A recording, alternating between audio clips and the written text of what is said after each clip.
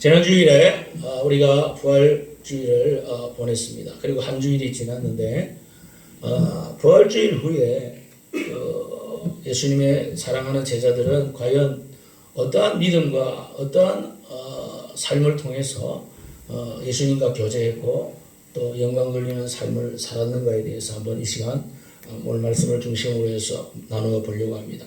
그래서 오늘의 말씀의 주제는 부활의 삶을 사는 두 가지 원리 그리고 세 가지 열매에 대해서 말씀을 드리려고 합니다.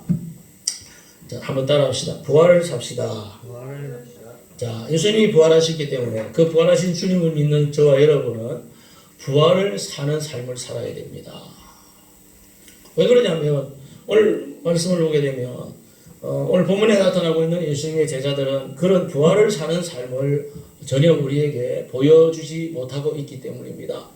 그래서 오늘 왜 그들은 부활의 삶을 살지 못했는가에 대한 그 원인들을 살피고 그리고 우리는 어떤 방향을 향해서 또 어떤 믿음을 가지고 이 땅에서 살다가 천국에 가야 되는지를 한번 생각해 보려고 합니다. 재미있는 퀴즈 가운데 이런 이야기가 있는데 예수님 제자 중에 가장 많이 상처를 받은 제자가 누구냐? 그런 퀴즈가 있어요. 누굴까요? 몰라?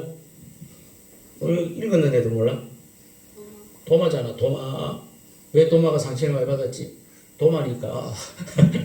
도마니까 상처를 많이 받았네. 예. 이 도마는 어떤 사람이냐? 도마는 굉장히 실제적인 것을 추구하는 사람입니다. 그래서 눈에 보이지 않으면 확인하지 않으면 믿지 못하는 그런 사람입니다. 그래서 예수님이 부활하신 다음에 그 저녁에 그 제자들이 모여 있는 곳에 나타나셨죠. 그게 바로 오늘 19절에 나오죠. 자, 19장 읽어볼래요? 19절 시작. 이날 곧 안식 후 첫날 저녁 때에 제자들이 유대인들을 두려워하여 모인 곳에 문들을 닫았더니 예수께서 오사 가운데 서서 이르시되 너희에게 평강이 있을지어다.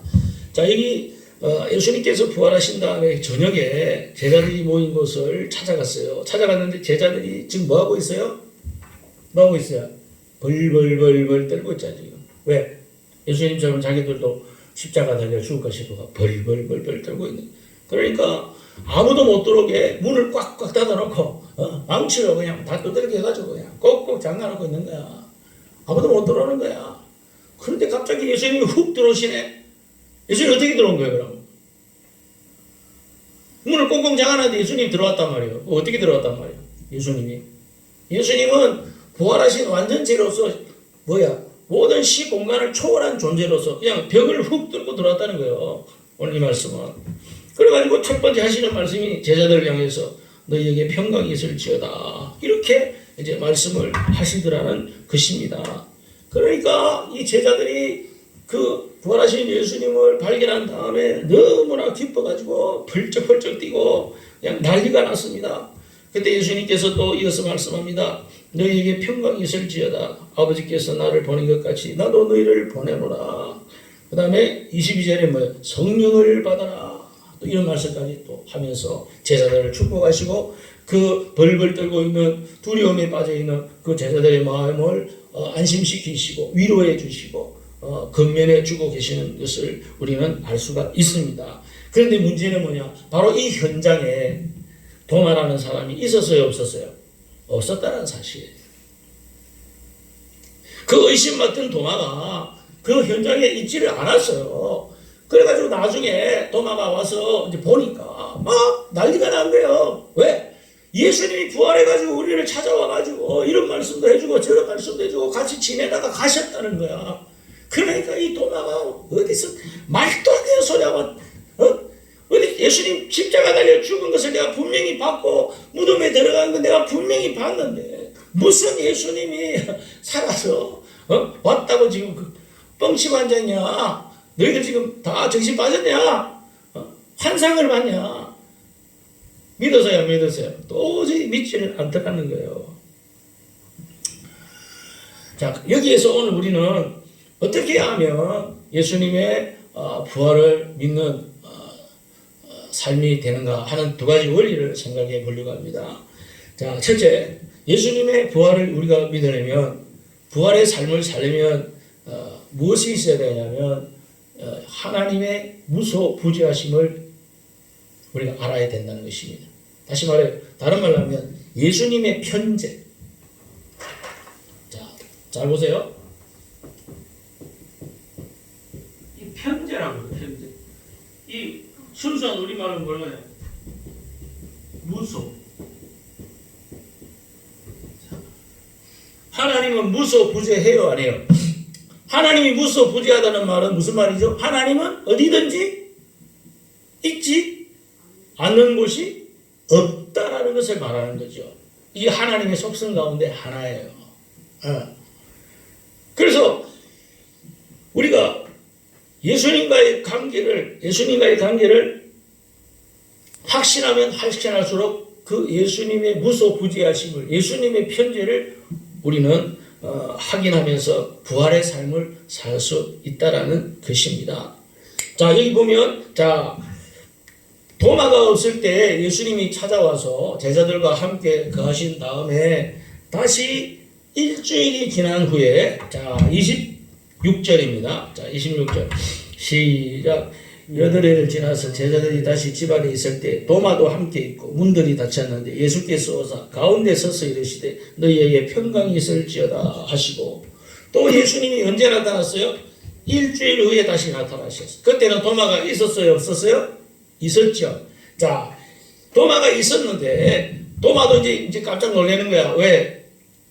다른 제자들이 말한 것처럼 진짜 예수님이 살아계시고 그 예수님께서 제자들을 찾아오셨다는 것을 직접 자기도 이제 눈으로 보게 된 거예요.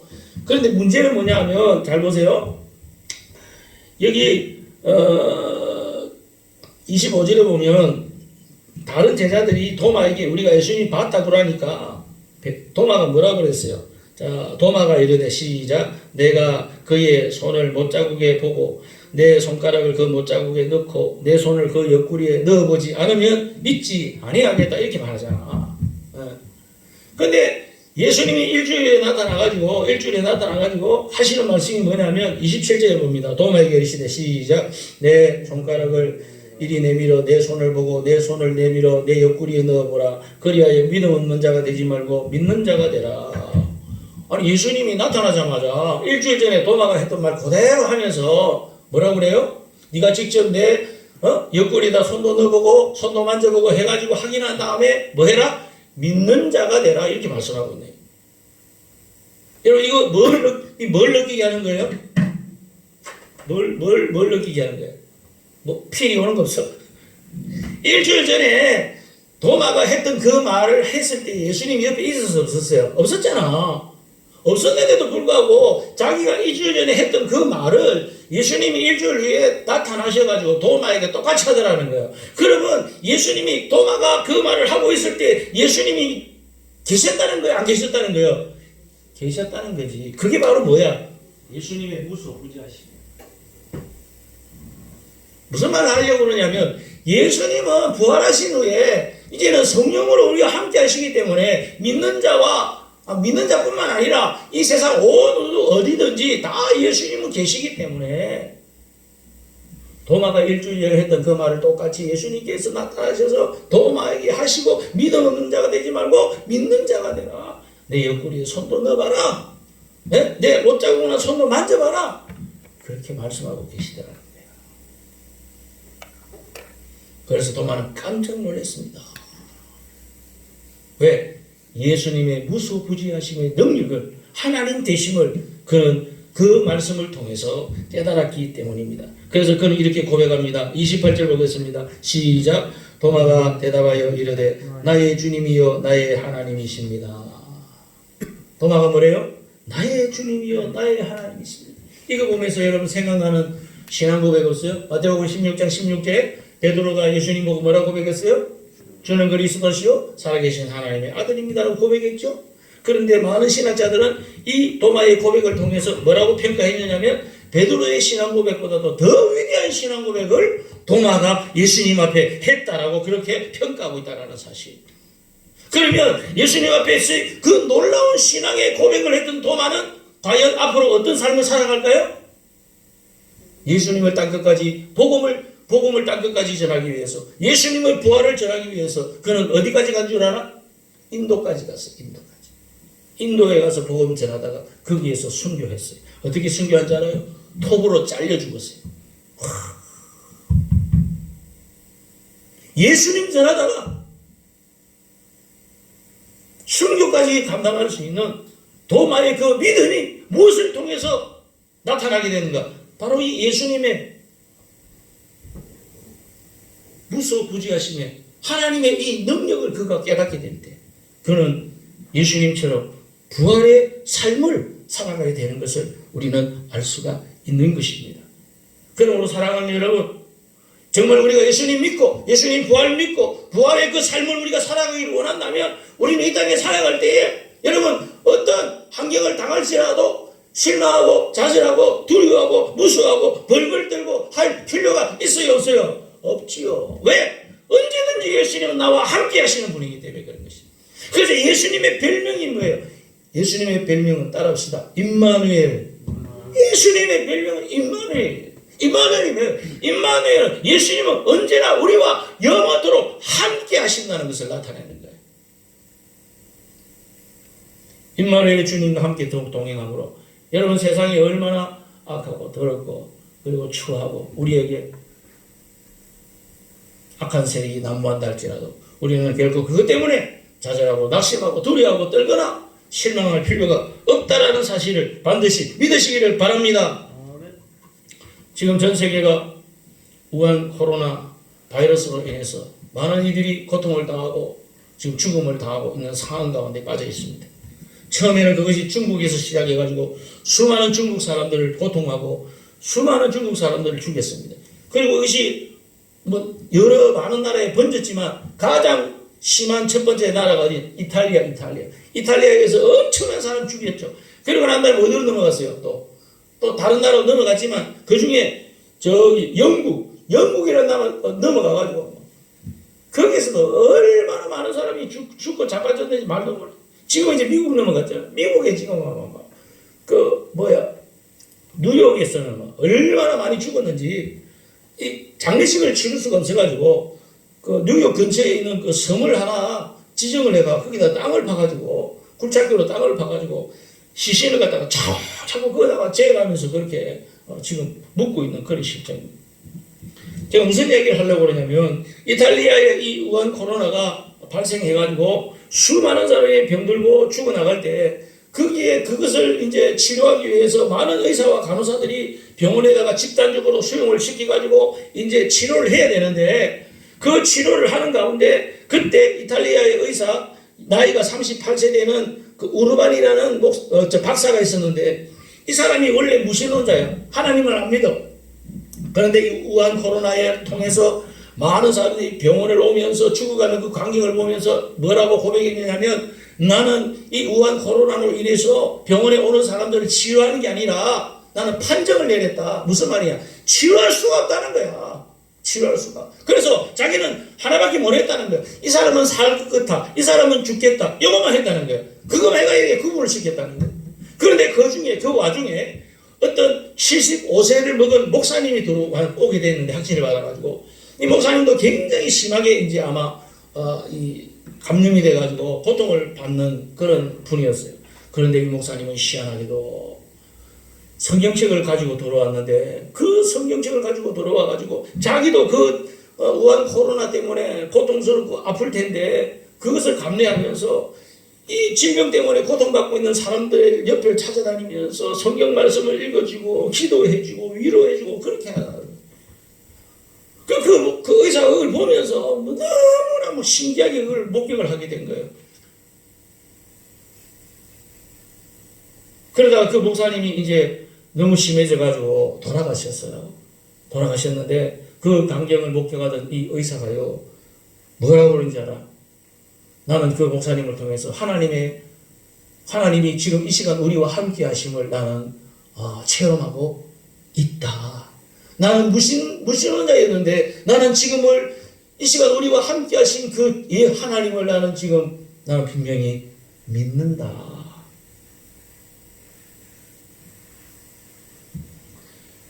그리고 마지막에 이렇게 그는 고백을 했어요. 나는 내 동료들의 죽음과 그들의 고통에 둘러싸여 내가 하나님께 돌아온 것에 대하여 기쁨이 넘친다. 그렇게 고백한 것을 제가 읽었습니다. 이 이탈리아의 한 의사의 이 신앙 고백을 통해서 여러분, 우리는 예수님은 어디든지 계시지 않는 곳이 없고 어디든지 우리를 인도하지 않는 곳이 없고 우리를 돌아보지 않는 곳이 없고 우리와 함께하지 않는 곳이 없고 우리를 위하여 이끌어주지 않는 곳이 없다. 우리 예수님의 그 편재하심과 무소부재하심을 오늘 저와 여러분은 반드시 깨닫고 날마다 천국 가는 그날까지 부활의 삶을 살아가는 저와 여러분이 되시기를 축복합니다. 자, 우리 찬양을 부릅시다. 위대하고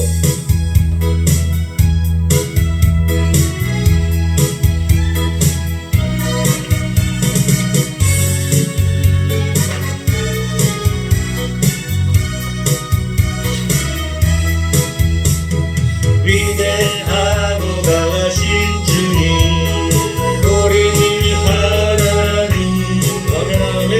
위대하고 강하신 주님, 우리의 하나님, 깃발을 높이 들고 흔들며 함께 찬양해. 위대하고 강하신 주님,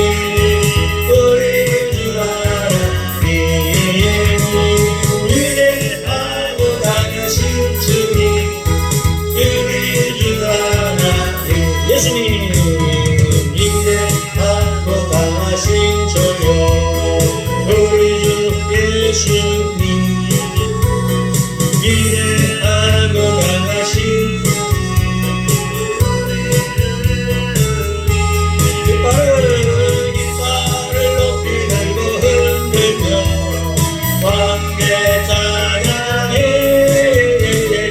위대하고 강하신 주님, 우리 주 예수님, 위대하고 강하신 주님, 우리 주 예수님. 자, 믿음의 삶을, 부활의 삶을 살게 하는 두 번째 원리가 있습니다. 첫 번째 원리는 우리 예수님의 무소부재하심을 우리가 알 때 부활의 삶을 살 수가 있고, 두 번째는 믿음을 알게 될 때, 믿음의 삶을 살 때 부활의 삶을 살 수 있게 된다는 것입니다.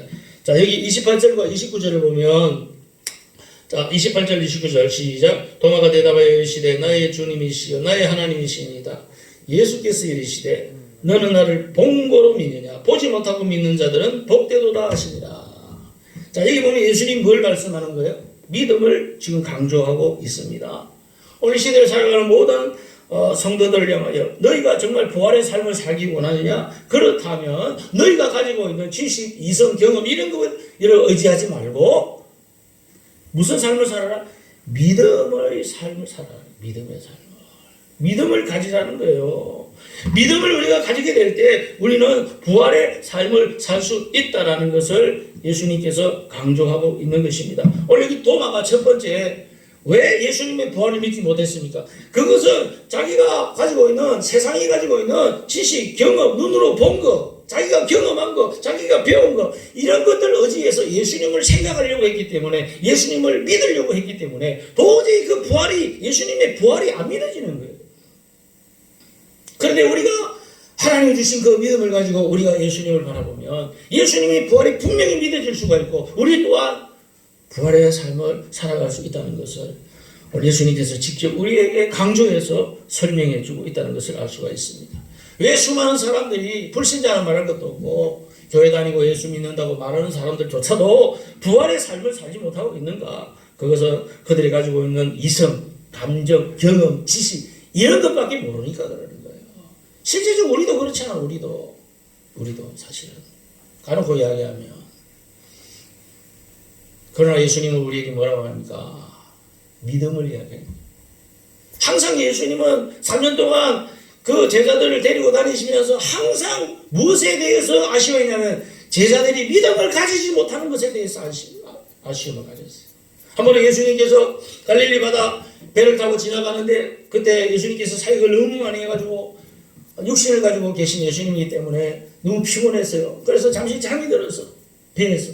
그런데 갑자기 그냥 예수님 잠이 들자마자 어디서 왔는지 풍랑이 막 확 일어나면서 막 배가 막 흔들거리는데 이게 막 완전히 배가 막 뒤집어져가지고 이제 다 죽을 정도로 막. 근데 그 제자들 가운데 반 정도는 출신이 전부 어부 출신이야. 갈릴리 바다에서 오랫동안 고기 잡고 하여튼 그런 경험을 가지고 있는 제자들인데도 불구하고 너무 풍랑이 심하니까 막 무서워가지고 벌벌벌 떨면서 이제 우리 다 죽었다.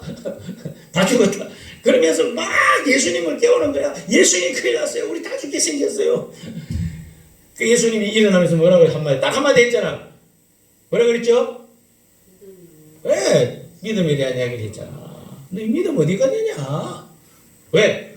내가 풍랑을 다스리고 천지 만물을 다스리는 하나님인데 그 하나님을 너희들이 지금 옆에서 같이 있는데 뭐가 그렇게 걱정할 게 있고 무서워할 거 두려워할 게 있느냐? 도대체 너희 믿음이 있냐 없냐? 오늘 지금 이 시간에도 우리에게 말씀하고 계시다는 사실입니다. 주님의 결론은 우리가 믿음을 앞세우고 살면 예수님처럼 부활의 삶을 지금 이 순간에도 살 수 있다는 거예요. 믿습니까? 이거 못 믿으면 우리 예수 못 믿는 겁니다. 2차 대전이 벌어난 직후에 영국의 어떤 지식인들의 그 단체에서 회의가 열렸는데 어떤 그 회의의 주제가 뭐냐면 하나님은 없다 하는 것을 증명하는 그런 회의가 열렸어요. 하나님이 없대. 그래서 그 강사로 나온 사람이 두 사람이 나왔는데 첫째는 천문학자가 나왔고 두 번째는 의사가 나왔어요. 첫 번째 천문학자가 나와가지고 뭐라고 이야기했냐면 나는 천문학을 30년 40년을 연구했는데 이 세상에서 가장 뛰어나고 가장 정밀하고 가장 우주를 잘 관찰할 수 있는 만원경을 가지고 내가 시도 때도 없이 내가 우주를 관찰했다. 그런데 아무리 관찰해도 저 우주에 하나님은 없더라. 만약에 하나님이 계시면 하나님 옷자락이라도 내가 발견했을 거 아니냐. 그런데 옷자락이라도 난 본 적이 없다. 그렇기 때문에 하나님은 없다. 이렇게 발표를 하고. 그러니까 뭐 그 모이는 사람들이 전부 다 맞다 계산하면서 박수를 확 치고. 그 다음에 두 번째 의사가 나왔어. 의사가 나와가지고 또 하나님이 없다는 것을 증명하려고 뭐라고 이야기했냐면 나는 의사인데 내가 평생을 의학을 연구하면서 사는 가운데 뭐 성경이나 많은 기독교인들은 뭐 영혼이 있다 이렇게 이야기를 하는데 나는 그것을 전혀 이해할 수도 없고 믿을 수가 없습니다. 왜냐하면 나는 많은 사람을 수술을 했고 죽은 사람들을 부흥을 했지만 그 사람들 속에 영혼이 있다는 것을 나는 한 번도 발견한 적이 없다. 그러니까 영혼은 없다. 그러니까 또 사람들이 확 박수를 치죠. 그러니까 완전히 이건 뭐야? 하나님이 지금 없다는 것이 지금 완전히 뭐라고 되는 거야? 결정된 거나 마찬가지예요. 그래서 옆에 사회를 보는 사람이 한마디 거둡니다. 이야, 참 정말 이 전문학자와 의학 박사가 나와서 이렇게 발표해주고 보니까 나도 생각하니까 하나님은 정말 없는 것 같습니다. 이러면서 막 한마디 또 거드네. 그러면서 마지막으로 이랍니다. 혹시 여러분들 중에 하실 말씀 있는 분 있으면 나와주시기 바랍니다. 이랬어요. 아무도 없습니까? 아무도 막 조용해요. 그 와중에 어떤 할머니 한 분이 손을 탁 들었어요. 내가 할 말이 있습니다. 나왔어. 또 무슨 말이 있는가 한번 들어. 할머니 나와서 먼저 그 천문학자한테 이렇게 이야기했습니다. 천문학자한테 먼저 제가 물어보겠습니다. 당신이 오랜 세월 동안 고성능 만원경을 가지고 우주를 관측하면서 하나님이 눈에 안 보인다고 그렇게 이야기했죠. 예, 그렇게 이야기했습니다. 그러면 당신이 가지고 있는 그 가장 뛰어난 천문 관찰 그 만원경을 가지고 혹시 바람을 본 적이 있느냐고. 바람. 그러니까 천문학자가 깜짝 놀라면서 바람요? 바람을 어떻게 봅니까? 본 적 없지요? 그러니까 이 할머니가 뭐라냐.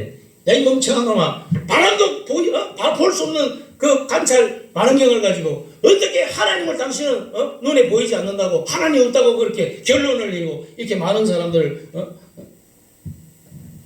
그러니까 전문학자가 할 말을 잊어버린 거예요. 할 말이 없는 거예요. 그러니까 바보 뭉치게 된 거예요.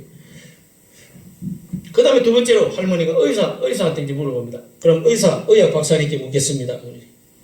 물어보십시오. 그러니까 할머니가 이렇게 묻습니다. 혹시 박사님에게는 아내가 있습니까? 아내가 있습니다. 그럼 그 아내 사랑합니까? 사랑합니다. 그럼 자녀가 있습니까? 있습니다. 그 자녀 사랑합니까? 사랑합니다. 그러면 메시지를 가져와가지고 그 당신의 그 사랑하는 아내 그리고 당신의 그 사랑하는 자녀 한번 해부를 해가지고 그 안에 사랑이 있는가 없는가 한번 찾아봅시다. 근육을 잘라가지고 살 속에 사랑이 있는지, 뼈를 갈라가지고 뼈 속에 사랑이 있는지, 피 속에 사랑이 있는지 한번 조사 좀 해보자고.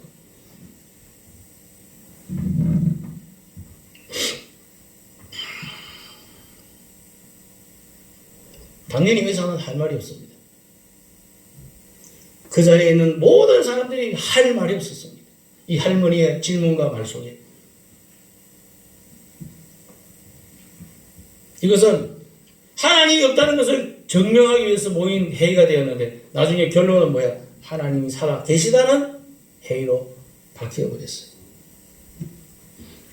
오늘 많은 사람들이 예수님의 부활을 믿습니다라고 말은 하지만 오늘 저와 여러분, 저부터도 예수님의 부활을 살지 못하는 문제가 발생하는 것을 우리는 알 수가 있습니다. 그래서 왜 그렇습니까? 부활의 내용과 대상이 잘못되어져 있기 때문에 그런 것입니다. 여러분, 믿음이라는 것은 어떤 내 눈에 보이는 것을 있는 그대로 믿는 게 믿음이 아니에요. 그건 누구나 다 그렇게 할 수 있어. 그래 뭐 안 믿을 사람 누가 있어. 그러나 성경이 말하는 믿음은 그 믿음을 말하는 게 아니에요. 성경이 말씀하는 믿음은 영어로 말하면 believe는 believe. 앞에 be는 뭐야? 사실이고 live는 뭐야? 산다는 거죠. 그 합치면 뭐야? 사실을 산다는 거죠. 예수님은 부활하셨습니다. 그 살아계신 예수님의 그 사실 앞에 우리는 믿음을 가지고 살아가는 거예요. 사실을 살아가는 것. 부활하신 예수님이 무소부지하심으로 말미암아 우리 가운데 언제든지 우리와 함께 계시는 임마누엘 주님이 되시는 것처럼 우리도 믿음을 가지고 예수님처럼 부활의 삶을 살아가는 것. 이것이 바로 예수님이 바라는 믿음이요. 오늘 저와 여러분에게 요구하고 있는 믿음의 삶이며 부활의 삶이라는 사실을 믿으시기를 바랍니다.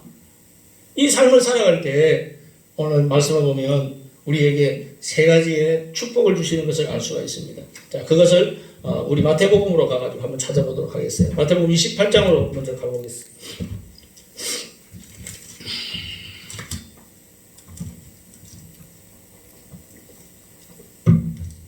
마태복음 28장.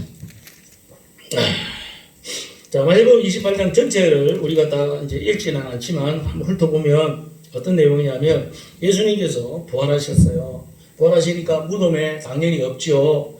그런데 예수님이 무덤에 계신 줄 알고 막달라 마리아, 다른 마리아가 무덤에 갔어요. 가니까 예수님이 계세요, 안 계세요? 예수님이 안 계시는 거야. 그리고 무덤 문이 열려 있는 거야. 그리고 천사가 나타난 거야. 그러면서 뭐라고 말씀하고 있는가 하는 것을 우리가 한번 찾아보겠습니다. 자, 여기 보면 5절 보시기 바랍니다. 5절. 자, 28장 5절 시작. 천사가 여자들에게 말하여 이르되 너희는 무서워하지 말라. 십자가에 못 박힌 예수를 너희가 찾는 줄을 내가 아노라. 그가 여기 계시지 않고 그가 말씀하신 대로 살아나셨느니라. 와서 그가 누구셨던 것을 보라. 그러면서 이 여자에게 천사가 나타나가지고 말을 줍니다. 주니까 자 8절 보겠습니다. 8절 시작. 그 여자들이 무서움과 큰 기쁨으로 빨리 무덤을 따라 제자들에게 알리려고 다름질 하세요. 예수님의 부활이 일어난 다음에 첫 번째 우리에게 주시는 축복이 있는데 그건 뭐냐? 기쁨을 주신다는 거예요. 예, 예수님의 부활이 우리에게 기쁨을 주셨다는 거예요. 오늘 여기 8절에 그렇게 설명하는 거예요. 그 여자들이 무서움과 그 다음 뭐예요? 큰 기쁨으로. 왜 무서워했냐? 무서움과 기쁨이 지금 같이 가고 있죠. 무서웠다는 것은 천사를 봤기 때문에 무서운 거예요. 왜? 천사를 보면 죽어야 되거든. 그러니까 얼마나 무섭겠어. 하나님을 봐도 죽는데 천사를 봐도 죽어. 그런 말씀이 전해져 왔어. 옛날부터. 구약에서부터. 그런데 천사를 본 거야. 그러니까 무섭죠. 그런데 그 천사들이 뭐라고 그래? 예수님 살아나셨다는 거야. 그러니까 그 살아나셨다, 부활하셨다는 그 말씀을 듣고 얼마나 기뻤는가 몰라. 그러니까 막 다리가 그냥 자동차 바퀴처럼 막 달려가는 거예요. 8절에. 그런데 여자들이 무서움과 큰 기쁨으로 빨리 무덤을 떠나 제자들에게 알리려고 다름질을 했다. 얼마나 달려가느냐. 그래가지고 제자들한테 가가지고 예수님 부활했다. 천사들이 나한테 그렇게 말했다. 무덤에 가니까 예수님 없더라. 그래가지고 제자들하고 베드로하고 다시 그거 확인하려고 막 뛰어갔잖아요. 진짜 뛰어가니까 무덤 문이 열려있고 예수님은 안 계시더라는 거예요. 이게 바로 예수님이 부활하신 다음에 우리에게 주시는 첫 번째 축복이 뭐예요? 기쁨이에요. 예수님 부활했는데 슬퍼요? 기뻐요? 당연히 기쁘지. 그 다음에 두 번째 축복은 뭐냐? 능력을 주신다는 거예요. 능력. 자, 18절. 18절 시작. 예수께서 나와 말씀하여 이르시되 하늘과 땅의 모든 권세를 내게 주셨다라고 말씀하고 있어요. 부활하신 예수님이 사랑하는 제자들에게 주고 싶은 게 있어. 그게 뭐냐? 나는 비록 이제 하늘로 가지만 내가 너희에게 하늘과 땅의 모든 권세를 내가 위임받았기 때문에 그것을 다시 너희에게 주겠다. 뭘? 권세를 주겠다. 능력 주겠다. 그러면 너희는 이제부터 부활하신 예수님 바라보고 그와 함께 하심으로 능력 있는 삶을 살아야 해. 능력 있는 삶을. 부활한 예수님 믿는다고 하면서 절망하고 낙심하고 실망하는 능력 없는 삶을 살아가는 사람은 가짜배기라는 거예요. 가짜배기. 오늘 저와 여러분은 능력의 존재가 된 줄 믿으시기를 바랍니다. 마지막 세 번째로 축복은 뭐냐? 우리에게 복음을 전하는 전도의 삶을 허락해 주셨다는 것입니다. 그게 바로 19절과 20절이. 자, 19절 20절 시작. 그러므로 너희는 가서 모든 민족을 제자로 삼고 아버지와 아들과 성령의 이름으로 세례를 베풀고 내가 너희에게 분부한 모든 것을 가르쳐 지키게 하라. 볼지어다 내가 세상 끝날까지 너희와 항상 함께 있으리라 하시니라. 아멘. 예수님이 하늘나라 가시면서 이 땅에 계시는 가운데 마지막 남긴 말씀이 바로 이 말씀이에요. 이 축복이에요. 이 사명이라고. 그래서 교회는 이 땅에 존재하는 거예요. 이거를 상실한 교회는 그건 교회가 아니에요. 있을 가치가 없어요. 옛날에 19세기 말에 고한말 그때 고종이 이 나라를 다스리고 완전 혼돈 속에 빠져가지고 주변 국가들이 서로 이 조선 땅을 차지하기 위해서 중국로 왔다 갔다 하지, 러시아로 왔다 갔다 하지, 저 일본에 빨리 쪽팔린 흙을 왔다 갔다 하면서 얼마나 이 나라를 노리는지. 그때 이 조선 나라는 그야말로 아무 힘도 없고 나라 자체가 힘이 없으니까 여러분 그 나라에 살고 있는 백성들은 사는 게 어떻겠어요? 완전 거지. 지금 우리가 살고 있는 것과 그때 그 비교해 보면 여러분 상상할 수가 없어요. 거지야 거지. 거지의 나라가 바로 조선이었어요. 거지의 나라. 그 소문이 막 세계 각지에 이제 막 이렇게 조금씩 퍼지기 시작했는데 그때 저 캐나다에 살고 있는 32살 먹은 윌리엄 존 맥켄지라고 하는 선교사가 있는데 이 젊은이가 그 조선 땅에 거지로 살고 있는 조선 사람들을 생각하니까 너무나 불쌍한 거예요. 그래서 시간 만나면 하나님 앞에 엎드려서 기도를 했습니다. 하나님, 저 조선 땅에 살고 있는 백성들이 얼마나 불쌍합니까? 얼마나 죽어가고 있습니까? 하나님 불쌍히 여겨주세요. 저 땅에도 우리가 복음을 전하기를 원합니다. 예수님을 전하기를 원합니다. 하나님을 알게 해주세요. 이렇게 기도하는 가운데 자기에게 내가 조선 땅에 가서 복음을 전해야 되겠다라고 하는 사명이 생깁니다. 그래서 주변에 있는 사람들에게 기도를 부탁하고 또 주변 친구들의 여러 가지 도움을 받아가지고 어찌어찌 여비를 만들어가지고 급한 마음에 이제 배를 타고 조선 땅을 향하여 가게 된 거예요. 왜? 복음 전하려고. 예수님 전하려고. 천국을 전하려고. 그래가 들어갔는데 들어가니까 자기가 캐나다에 있으면서 기도했던 물론 그거 있지만 그러나 정작 조선 땅에 들어와서 보니까 직접 자기가 들은 거하고 자기가 직접 와서 보는 거하고 같아요, 틀려요? 틀리지. 틀려도 너무 틀리지. 들은 것보다 더 엄청난, 더 너무나 심한, 극심한 고통 가운데 조선 사람들이 살고 있는 것을 그는 보게 됩니다. 그래서 그는 이제 그들에게 이제 복음을 전하기를 시작하는데 약 2년의 세월을 놓고 복음을 전했어요. 그런데 중요한 게 뭐냐면 자기가 서양에서 살아갔던 식생활 있잖아. 그게 적응이 안 되는 거야. 왜? 자기는 서양에서 뭐 먹고 살았을까요, 여러분? 몰라, 뭐 먹고 살았는가? 안 가봐서 모르냐? 고기 먹고 살고, 그 다음에 버터 먹고 살고, 치즈 먹고 살고, 우유 먹고 살고, 설탕 먹고 살고, 살았을 거 아니야. 좋은 거는 다 먹었을 거 아니야. 그런데 이놈의 나라는 오니까 아무것도 없는 거야. 뭐가 있냐? 된장 고추장만 있대, 된장 고추장. 여러분, 서양 사람들이 된장 고추장 먹어요, 안 먹어요? 안 먹어, 못 먹어. 그걸 어떻게 먹어? 그런데 먹을 게 그거밖에 없어. 그리고 거기에 적응도 해야 자기가 복음을 전하면서 앞으로 사니까 할 수 없이 자기도 먹어야 되는 거야. 그래서 된장 고추장을 먹는 거야. 그런데 먹으면 속에서 불이 일어나는 거예요. 설사를 하고 적응이 안 돼. 위장병이 걸리고 장이 탈이 나고.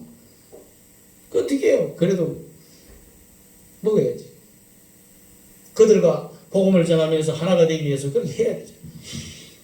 그래가 2년의 세월을 보내는데 이제 마침내 몸에 고장이 오기 시작하는 거야. 그래서 막 심한 위장병이 걸렸는데 그 소식을 한양에 있던 그 언도드라는 선교사님이 먼저 와 있었는데 그 사람이 듣고 그 맥켄지 선교사가 너무 참 가련해서 뭐 자기가 가지고 있는 것이라도 좀 나눠주려고 우유하고 그 다음에 뭐 설탕하고 케이크를 이렇게 보냈어요. 보냈는데 그게 이제 오니까 얼마나 기쁘겠어요. 된장고추장을 먹고 살다가 고통받으면서 살았는데 자기가 본국에서 먹던 그게 날라오니까 얼마나 보자마자 눈에서 눈물이 절절 흐르고 막. 그래서 참 하나님 앞에 감사하고 먹으려고 생각하니까 갑자기 주님의 음성이 들려. 무슨 음성이 들려?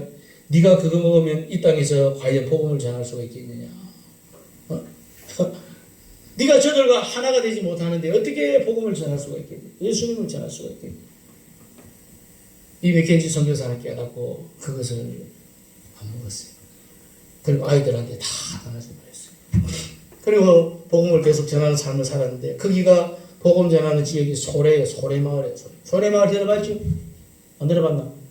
항해도에서 한국에서 조선에서 가장 먼저 세워진 교회가 소래교회예요. 소래교회.